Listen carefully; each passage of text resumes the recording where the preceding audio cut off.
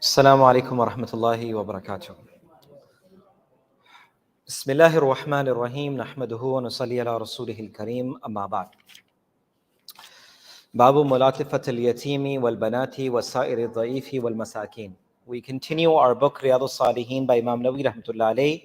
We are on the 33rd chapter of the book, and the chapter is with regards to taking care of those who are yatim, the orphans, the widows, the poor, the weak. And as a Muslim, as a believer, what is our responsibility to take care of them? And the hadith for tonight is وَنَبِي هُرَيْرَةَ رَضِيَ اللَّهُ عَنْهُ عن النبي صلى الله عليه وسلم الساعي على الأرملة والمسكين كالمجاهد في سبيل الله وأحسبه قال كالقائم الذي لا يفطر وكالصائم الذي لا يفطر أو كما قال عليه الصلاة والسلام رواه البخاري ومسلم.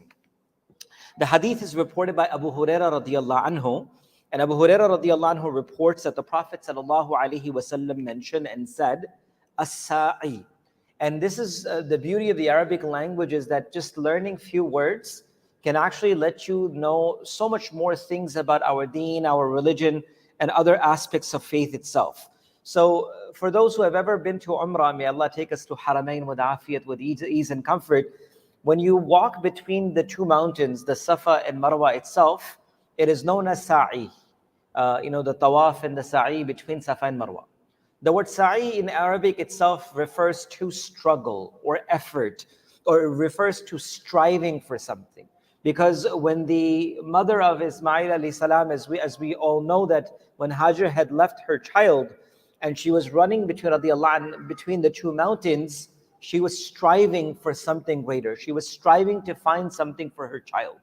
So in Arabic language, when a person strives to achieve something, it is known as as-sa'i. So Rasulullah sallallahu alaihi wasallam in this hadith mentions as-sa'i ala al-armilati wal-miskin, the one who strives towards the widow and the poor. And this just to give you a little bit more reflection on the beauty of the Arabic language and our deen.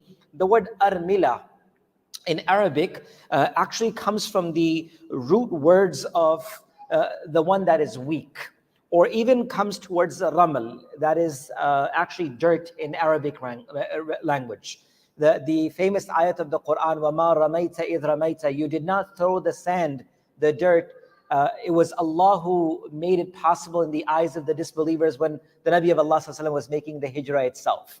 So the word armila comes from the root of dirt, which the scholars have mentioned refers to a person who is muhtaj, a person who is in need, a person who is in a so-called like the dirt itself, meaning they are in need of help themselves. And some have mentioned that the word armila refers to a woman that has been widowed, a woman that has been separated from her husband or have been left by her husband, or she is in need of help and support at this time. So this is the meaning of the word armila. It actually comes from the Arabic root word of ramal, which means dirt, which also refers to muhtaj and someone in need, right? So this is the beauty of the language itself. Usually we hear the word and we go through this, but just to have this reflection. As-sa'i means the one who strives towards, armila, the one who is muhtaj, who is in need, maybe a widow, wal miskin, a person who is poor. What did the Prophet ﷺ give the example? Kal mujahidi fi sabilillah, the example of the one who strives to help the poor, the widow, and the person in need is like a person who's striving in the path of Allah subhanahu wa ta'ala.